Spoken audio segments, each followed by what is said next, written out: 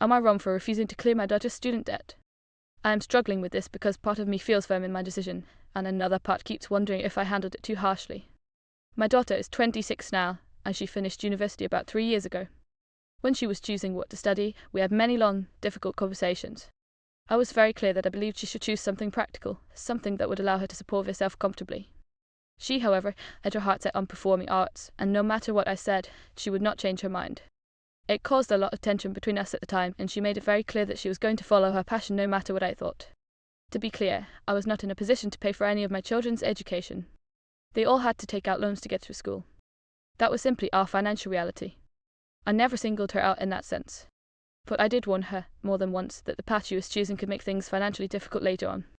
Now, years later, she is working in a themed dining venue where the staff perform while serving guests. It is not a high-paying job, and she shares a place with a couple of roommates to make ends meet. Recently, my own mother passed away, and I inherited a large sum of money. It is more than I have ever had at once, and my plan has been to put most of it toward my retirement and use some of it to take the whole family on a trip abroad, something we have never done together. I was genuinely excited when I told everyone over dinner. I imagined it as a chance for us to come together and enjoy something special after a difficult time. But my daughter was quiet throughout the evening, and later she pulled me aside.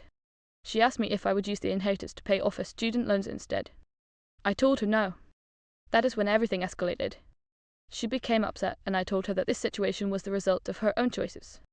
I reminded her of the conversations we had years ago and said it would not be fair to our siblings if I'd used such a large amount of money to solve her problem alone.